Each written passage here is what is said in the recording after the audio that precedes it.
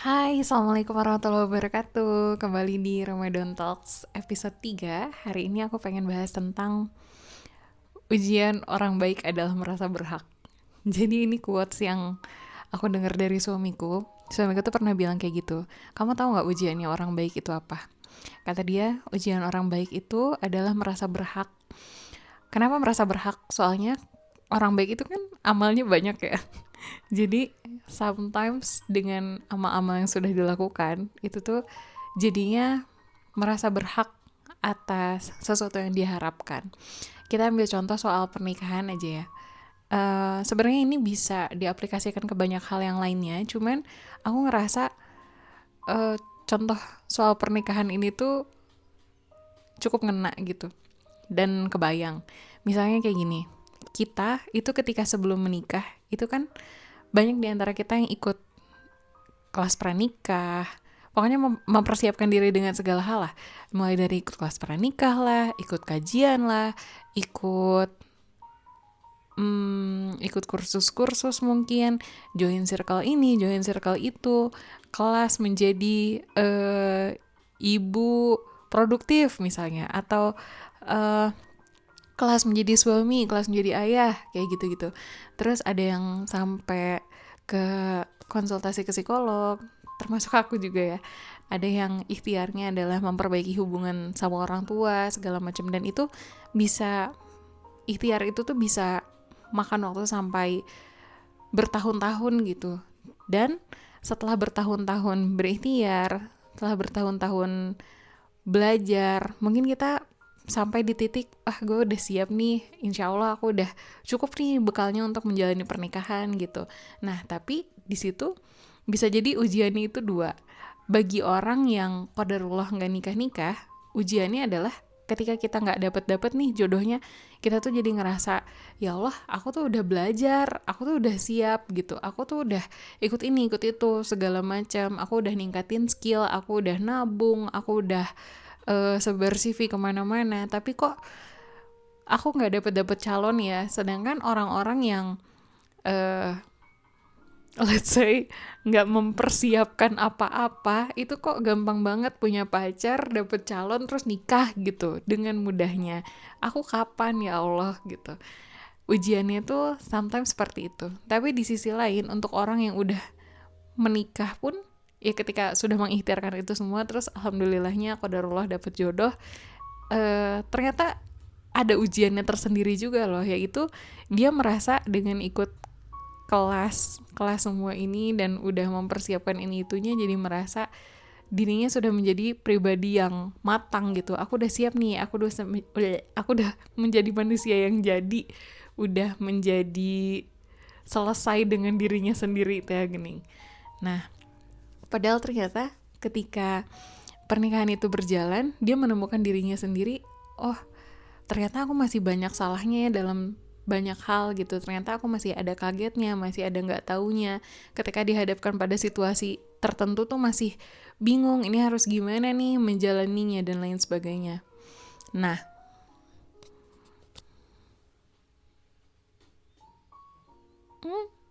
kok nggak bisa di pause? Nggak apa lah ya, nyontek dulu. Aku tuh nyatet guys, biar nggak lupa mau ngomong apa.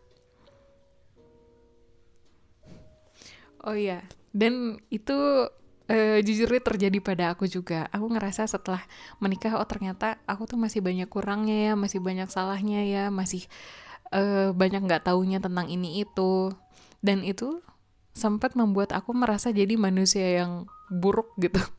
Karena ya Allah, aku capek banget, aku udah belajar banyak hal tentang pernikahan, tapi ternyata aku masih banyak kurangnya, masih banyak salahnya, masih ada sikap-sikapku sendiri yang membuatku menyesal gitu. Dan ada cara-caraku merespon situasi yang aku tuh masih bingung, dan itu tuh bikin aku kesel gitu. Kenapa sih aku tuh kok bingung, kok aku tidak punya ilmunya, kok aku masih nggak tahu gitu kok. Atau yang lebih buruk, aku tahu ilmunya tapi aku nggak bisa mempraktekkan itu lebih ngeselin lagi. Nah, in this case ujian aku adalah aku jadi merasa berhak atas diri yang sempurna itu hanya karena aku sudah belajar, karena aku sudah mengerjakan ini itu, dan aku merasa berhak. Oh, harusnya aku udah bisa nih menjalani hidup ini tanpa remedial, let's say kayak gitu. Padahal kan sebenarnya kenyataannya mau kita belajar sebanyak apapun itu akan selalu ada hal yang tidak kita ketahui di dunia ini gitu. Mau masternya seseorang, mau sepakar-pakarnya seseorang gitu, pasti akan ada sebuah knowledge yang dia tidak ketahui di dunia ini. Dan sebenarnya itu tuh nggak apa-apa nggak sih? Itu tuh ya memang fitrah manusia itu tuh tidak mengetahui banyak hal. Manusia itu tidak bisa mengetahui sesuatu secara sempurna gitu. Pun Allah sendiri kan pernah bilang ya sama kita. Aku jadi tiba-tiba ingat aku lupa ini ayat apa hadis ya. Yang itu loh, yang Allah bilang sesungguhnya ilmu Allah itu seluas samudra. Sedangkan hal yang diketahui manusia itu kayak jari dicelupkan ke dalam air dan diangkat, terus tetesan air yang menetes dari jari itulah knowledge manusia itu cuman segitu gitu. Dan apa ya, ini jadi nasihat buat diri aku sendiri gitu. Kenapa aku sulit menerima ketika aku nggak tahu sesuatu, ketika aku gagal dalam menjalani sesuatu, ketika aku salah, banyak menyesalnya, banyak menghukum diri sendiri dengan kata-kata yang nggak baik gitu.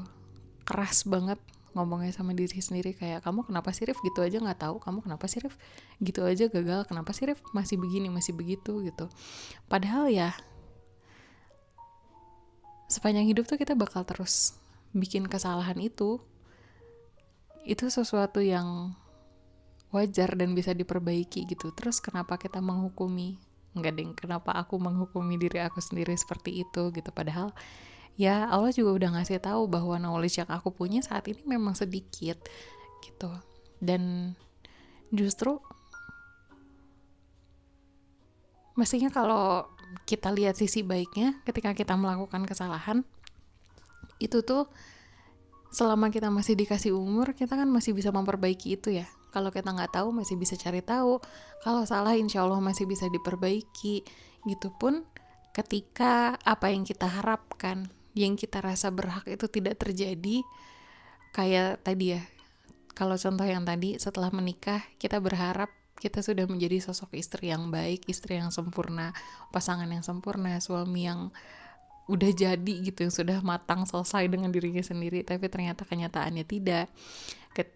Atau kalau di case teman-teman yang belum nikah, ketika kita udah belajar ini itu tapi nggak Allah kasih juga, itu kan ketika kita nggak mendapatkan apa yang kita inginkan, bukan berarti ilmu yang kita dapat selama ini tuh sia-sia gitu. Ilmu itu tuh tetap menjadikan kita sesuatu, tetap ngasih kita sudut pandang baru, wawasan baru, tetap membawa kita berprogres gitu. Dari kita yang sebelumnya, kita yang setahun lalu, 2 tahun lalu, kita yang belum belajar mempersiapkan diri itu kan pasti jauh lebih nggak banget ya daripada diri kita yang sekarang gitu. Nah, dan ilmu ini tuh, ikhtiar ini tuh tetap membuahkan pahala gitu. Jadi sebenarnya tidak ada yang sia-sia buat kita. Terus kenapa kita merutuki diri kita sendiri sampai sejauh itu gitu.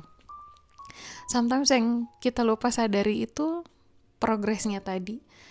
Sejauh mana kita sudah berjalan, mau itu sesuai harapan atau enggak, tapi kan itu tetap sebuah progres gitu yang patut disyukuri. Dan kalau misalnya kita lihat dari sudut pandangnya Allah, ngeselin gak sih kalau misalnya kita udah dikasih knowledge, udah dikasih progres, udah dikasih kebaikan ini dan itu kan sekalipun kita berikhtiar juga ya, tapi kan itu nggak semata-mata karena ikhtiar kita doang gitu. Pasti ada banyak pertolongan Allah di dalamnya. Dan sebel nggak sih kalau misalnya kita udah dikasih segitu banyak, tapi sebel nggak sih kalau misalnya kita udah ngasih segitu banyak tapi orang yang dikasihnya tuh merasa ini mah nggak apa-apa, ini mah bukan apa-apa, nggak ada hasilnya, cemen cetek gitu doang. Kayak kesel nggak sih kita yang ngasihnya kayak gitu? Kayak aku nggak kebayang sih kalau misalnya ternyata di balik rasa insecure kita, justru insecure itu bikin Allah bete gitu sama kita karena lu mah udah dikasih segala macam sama gue tapi masih nggak bersyukur, meretuki diri sendiri terus gitu. Hi, kebayang nggak maksudnya? Ya gitu deh. Ya mungkin gitu kali ya renungan untuk hari ini. Jadi jangan sampai kita terlalu larut dalam insecure kita, lama-lama menyesali diri sampai lupa mensyukuri apa yang Allah kasih gitu, termasuk diri kita sendiri. Kan Allah bilang nggak ada yang sia-sia tercipta di dunia ini ya. Artinya progres kita, termasuk diri kita sendiri, itu juga nggak sia-sia karena kita adalah bagian dari ciptaannya Allah. Ya nggak? Udah deh, gitu aja. Sekian, semoga ada manfaat yang bisa teman-teman ambil. Mohon maaf atas segala kekurangan. Terima kasih ya udah nyimak episode 3 ini. Kalau kalian suka, kalau ada insight yang menarik boleh komen di bawah. Kalau relate juga boleh komen di bawah. Kalau suka boleh di like, boleh juga di share ke media sosial teman-teman semua. Selamat buka puasa. Assalamualaikum.